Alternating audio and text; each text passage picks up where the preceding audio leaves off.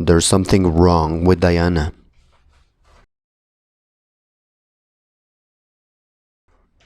I don't think this is happening because of anything I did or my family did.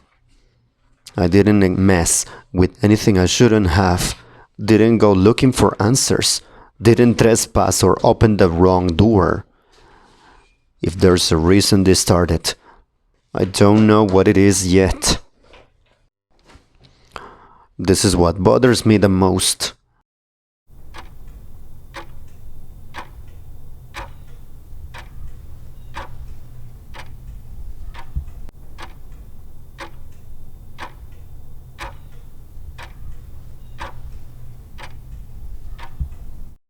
This weekend I visited my parents' house with my siblings.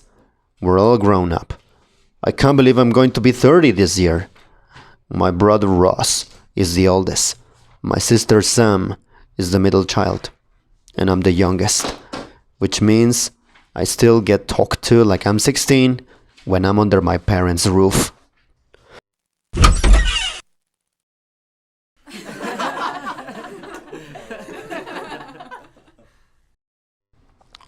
It was one of those rare weekends where everyone's schedule line up, just family getting together. My dad ordered Chinese takeout. My mom cracked open a bottle of bourbon for Ross and me. We sat around in the living room talking about childhood memories, people we haven't seen in years, the usual. At some point, my dad got up and went down the hall. Then came back carrying a cardboard box that looked like it had survived a flood at some point.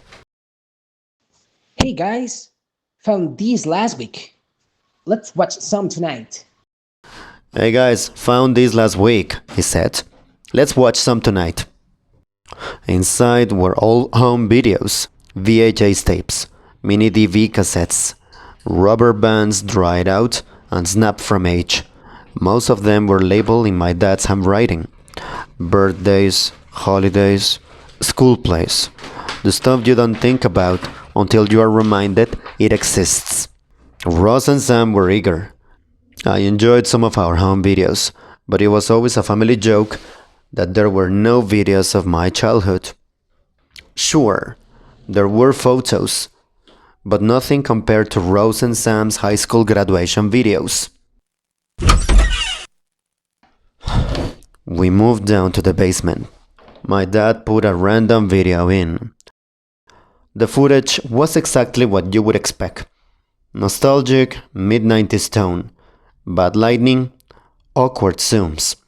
Rose riding his bike while Sam tried to steal the camera's attention with whatever pointless 5-year-old activity she was doing. Random cuts to Mom feeding me in my booster chair. Then Sam opening Christmas presents and trying to look grateful. Me standing too close to the lens, blubbering, reaching for the tiny flip-out screen. It was fun. Comfortable.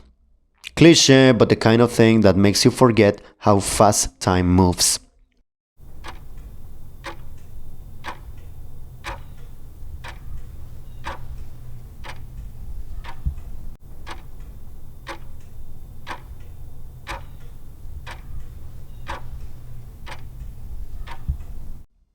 About halfway through one tape of a 4th of July party, Sam laughed and pointed at the screen.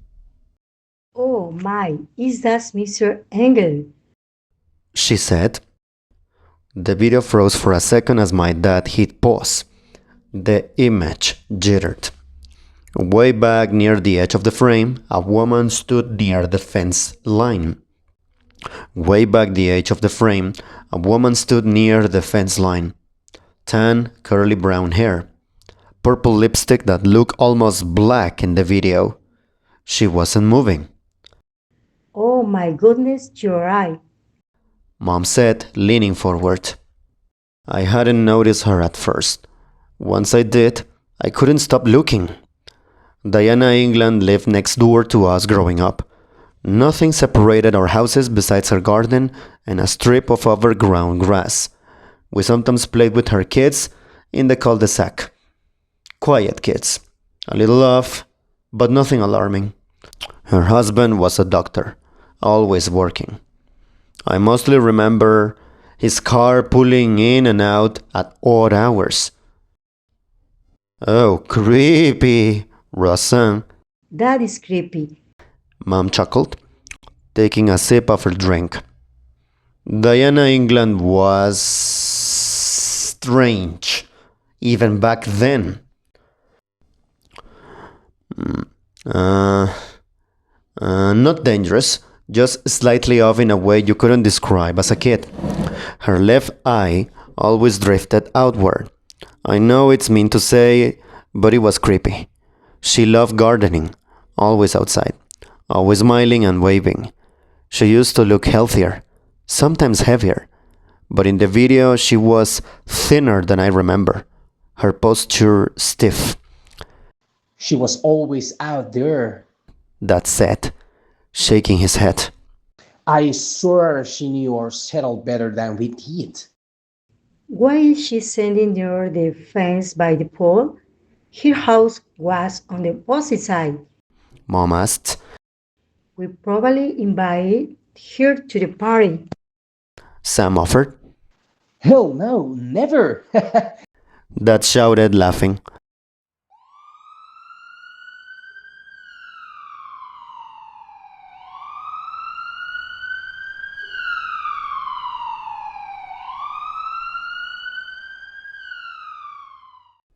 We all laugh more about how she used to talk to our ear off if you got stuck at the mailbox. If you saw her walking the dog, you better turn around and go back inside. Ni jambo la kusikitisha kwamba Rebecca na Julia walihama wakati moja. Siwaoni tena wakitembelea hapa. Ni jambo la kusikitisha kwamba Rebeka na Julia walihama wakati mmoja. Siwaoni tena wakitembelea hapa. It's sad Rebecca and Julie moved out at the same time. You never see them visit anymore, Ross said. She still has the voice. Dad quickly added. Eventually the tape ended. Mom yawned and said that she was heading to bed. Sam followed. Ross stuck around longer to finish his drink, then went upstairs soon after. After everyone went to bed, the house got quiet. You notice sounds you usually ignore. The refrigerator humming, the clock ticking, wind brushing against the siding.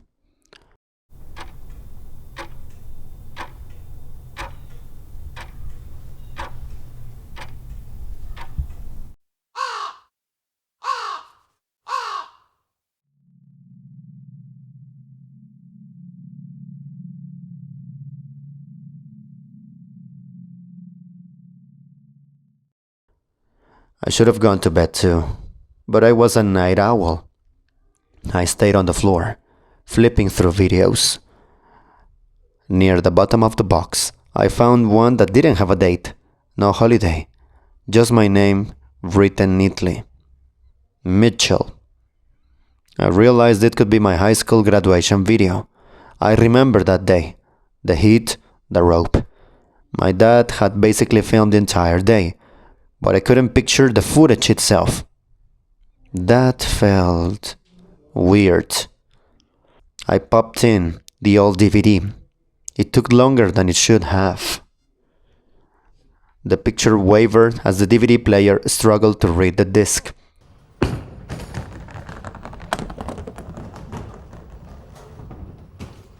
The video wasn't that old, and I was feeling mildly irritated, like I was putting too much effort into something that didn't matter. I picked up the remote and pressed play, quickly turning down the volume in preparation for music or a loud ceremony crowd. The screen went black. Then it flickered, just for a moment, and I thought I saw a garden.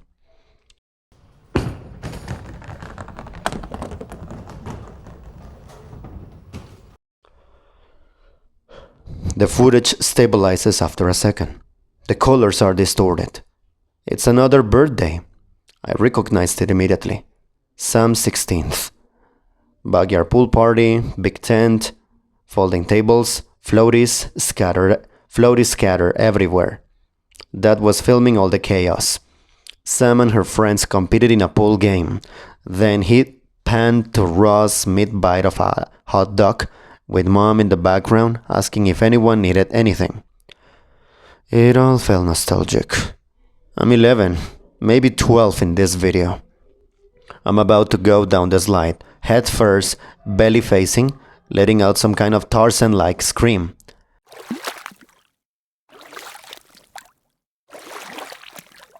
Splash! The camera zooms out, capturing the entire pool. I'm trying to recognize faces. There's Rachel, Anthony. The camera pans from one face to the next, zooming in each person in the pool. Connor, Aunt Beth, Kaylee.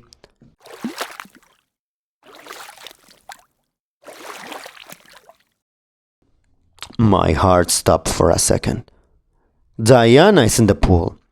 It happened so quickly, in the blink of an eye, but I knew it was her. Diana, standing near the deep end, facing the camera with direct eye contact, or at least one of her eyes. I grabbed the remote and tried to rewind. It wasn't working. Just made the fast forward instead. I let it play.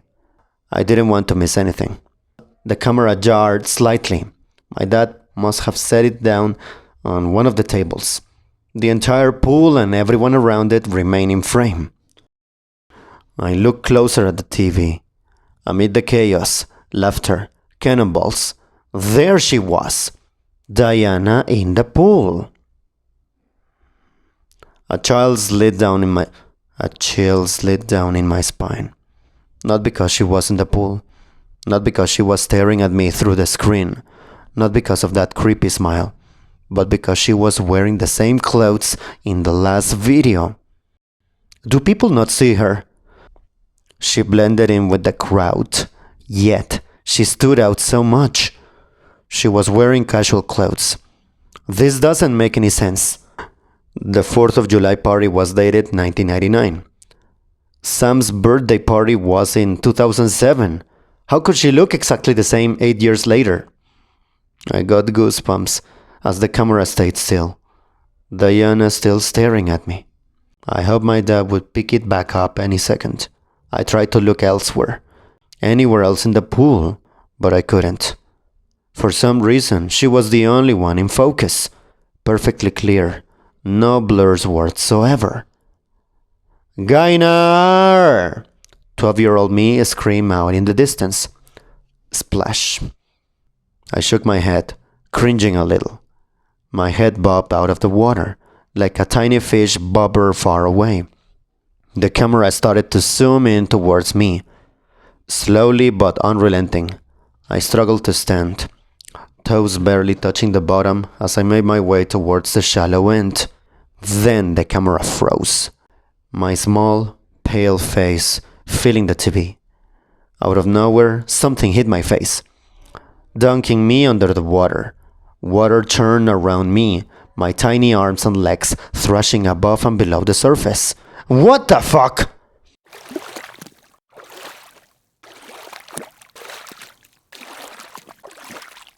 The camera zoomed out just a little. An arm came into view from the left, holding me down, darker than my skin. Skinny. The camera slowly moved away from my struggling body, following the person's arm. All the blood drained from my face. I don't remember this ever happening. Wait. Is the video glitching? The camera is moving slowly, but it's been at least 10 seconds by now. This doesn't make sense. What's this? My chest tightens. I try to rationalize it, but I can't. No matter how the camera moves, there's always one arm. The arm just keeps going. The splashing doesn't stop. The sounds of struggle continue, muffled and frantic. Somebody do something! Somebody do something! I yell, not even thinking about my family asleep upstairs. And then I'm face to face with Diana on the TV, still smiling, still staring directly into the camera, at me. Her left eye drifted outward, staring at my body beneath the water.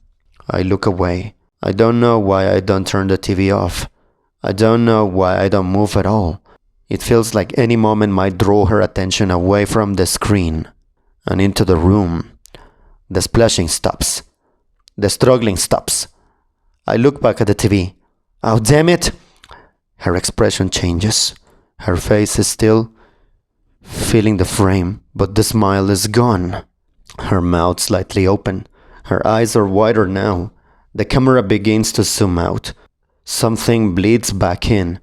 Wet footsteps slapping against concrete. Rock music in the distance.